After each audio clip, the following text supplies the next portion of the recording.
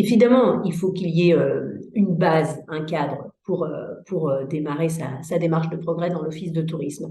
Je vais toutefois nuancer ce propos parce que avoir un cadre, c'est bien sûr nécessaire, mais ce qui est important surtout pour l'office de tourisme, c'est vraiment d'être amené via la démarche de progrès à se poser ses propres questions.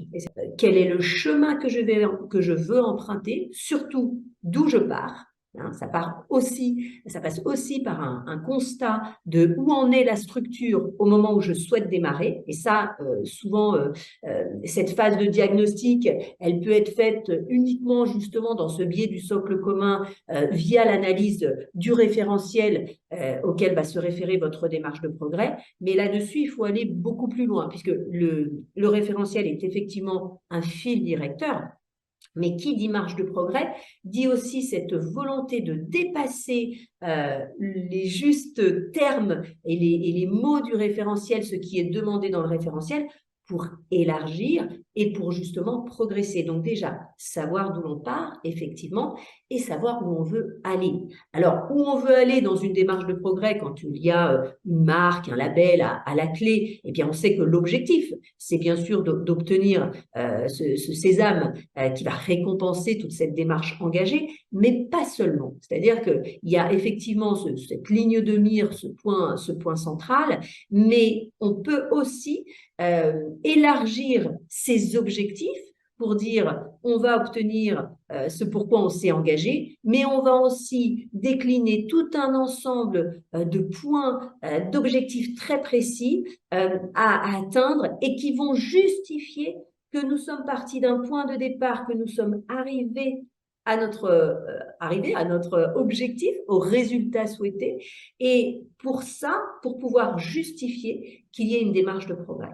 Et ça, c'est très important parce que, comme on le sait, on est perpétuellement dans l'amélioration continue. Donc, il faut s'inscrire dans un temps long. Voilà. Donc, le socle méthodologique, les facteurs clés de succès, oui, mais à remettre en perspective et à adapter, mais à personnaliser, hyper personnaliser même, je dirais, pour sa structure.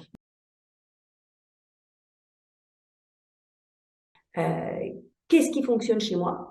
Qu'est-ce que je veux concrètement améliorer? Donc, ça passe par cette étape de diagnostic dont on a parlé tout à l'heure. Qu'est-ce que je veux améliorer?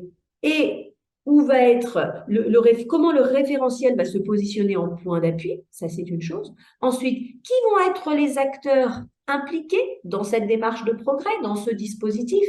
Quels vont être les rôles des uns et des autres? Là, c'est pas seulement toi, tu fais ça, etc. C'est aller beaucoup plus dans le détail des missions et des tâches spécifiques qui vont incomber à chacune des personnes impliquées dans le dispositif. Donc, ça veut bien dire qu'on rentre dans une démarche qui est profondément collective où chacun doit trouver sa place. Et ça prend du temps et ça demande effectivement à un moment de se poser tous ensemble et de aussi se poser la question des compétences des gens qui sont dans le dispositif, de leur motivation, d'accord, et de leur capacité à travailler, bien évidemment, en mode projet.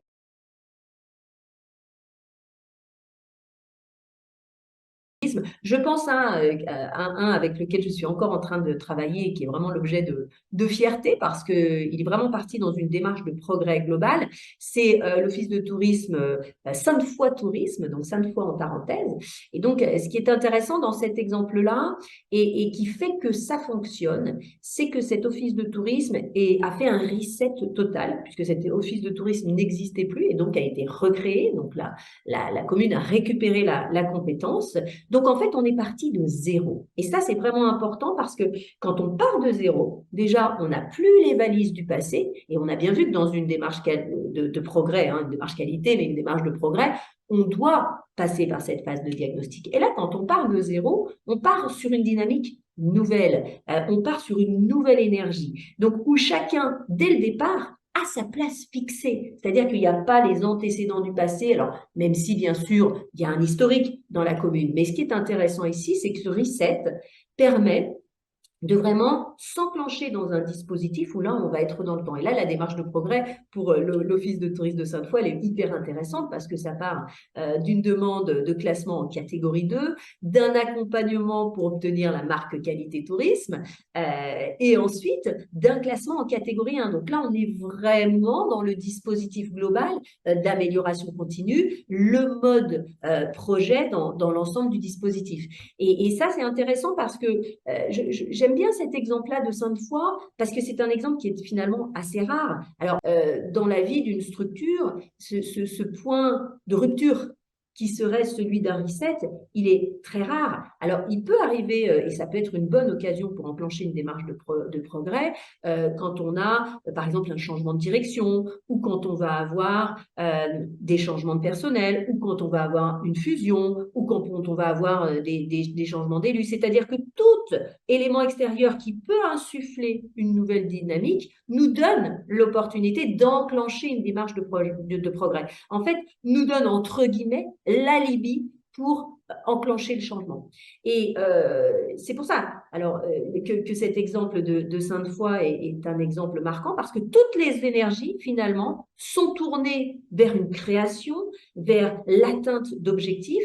Et pour le coup, là, c'est vrai que c'est des termes qui sont un petit peu à la mode, mais on ne peut pas être dans une zone de confort puisqu'elle n'existe pas, a priori, puisqu'on reprend tout de zéro, nouvelle direction, nouvelle équipe, nouvelle dynamique. Et c'est en ça que cet exemple est intéressant. Donc, quand on n'a pas la possibilité, bien sûr, comme beaucoup d'offices de tourisme, de faire un reset total, eh bien, il va falloir, encore une fois, trouver ces alibis pour pouvoir enclencher un dispositif de réalignement de tout ce qui se passe dans l'office de tourisme. Et là, c'est vraiment un vrai challenge, et c'est tout l'intérêt de la démarche de progrès d'ailleurs, de pouvoir recalibrer ces modes de fonctionnement, recalibrer, et ça se fait à force de temps, à force de discipline, à force d'exemple, pour aller justement vers le progrès. Et n'oublions pas que la démarche de progrès, elle doit pouvoir se mesurer. Donc, vous devez aussi, bien évidemment, travailler sur vos indicateurs, et comme on le disait tout à l'heure, les points de départ, d'où partons et où veut-on arriver. Hein, c'est-à-dire, si je pars pour par exemple, une destination touristique, je sais que je pars au kilomètre zéro et je sais combien de kilomètres je vais parcourir pour atteindre mon objectif. Donc, il faut qu'on ait aussi cette dynamique interne, hein, dans les bonnes questions à se poser dont on a parlé tout à l'heure, cette volonté de trace, de comptabilité et de mesure des progrès effectués. Parce que sinon, on reste dans le flou, on reste hors cadre et on ressent le progrès. Mais comment est-ce qu'on va le justifier? Et n'oublions pas que derrière, on a des élus, on a plein de personnes qui vont nous demander à juste titre de pouvoir porter ces éléments de preuve.